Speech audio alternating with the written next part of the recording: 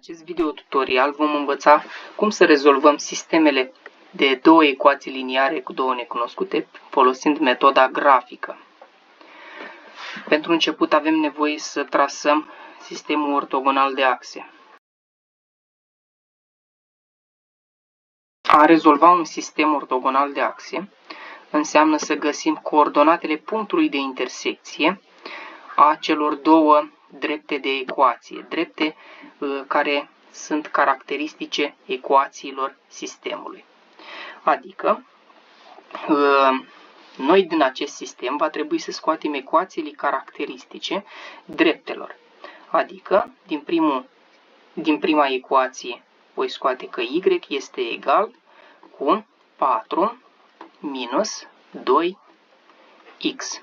Iar din cea de-a doua ecuație voi scoate că y este egal cu numitorul 2, 1 plus 3x. Și le iau pe rând. Voi lua mai întâi prima ecuație caracteristică, y egal cu 4 minus 2x. Am să fac un tabel în care voi lua x și y, deoarece știu că y este dependent de x, iar dacă lui x îi dau o valoare, y va fi dependent de acea valoare prin ecuația caracteristică. Pentru început am să iau valoarea 0, deoarece trebuie să iau niște valori potrivite, astfel încât determinarea soluției să nu se complice. Dacă x este 0, y devine 4 minus 2 ori 0, adică 4. Deci o primă coordonată este 0, 4. Va trebui să mai găsesc o a doua coordonată, deoarece știu că prin două puncte distincte trece o dreaptă și numai una. Aș putea găsi mai multe, dar doar două sunt necesare.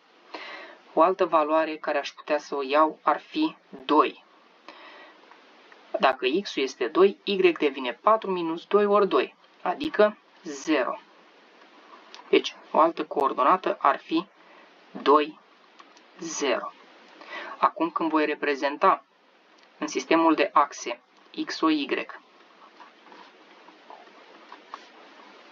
cele două puncte, ele vor fi astfel: 0, 4, 1, 2, 3 și 4. Așa. Respectiv 2, 0, adică 1, 2. Prin acest punct, prin cele două puncte, va trece dreapta caracteristică ecuației. Mai departe, în mod analog, plec și cu cea de-a doua ecuație caracteristică, y egal cu 1 plus 3x supra 2.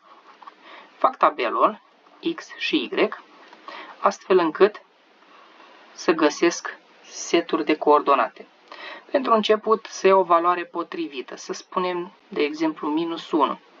Dacă x este minus 1, 1 minus 3 este minus 2, supra 2 este minus 1. Deci am găsit un punct de coordonate destul de potrivite, minus 1, minus 1. Astfel încât să obțin ceva ok. Hai să mai iau un 0. Dacă x este 0, y este evident 1 pe 2. Deci am obținut coordonatele 0 și 1 pe 2. Le reprezint și pe ele în același grafic, astfel încât să se poată intersecta.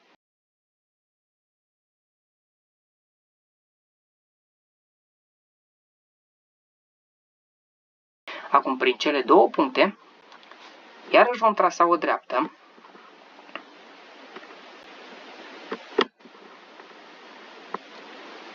astfel încât să găsesc intersecția celor două drepte. Este evidentă intersecția dreptelor.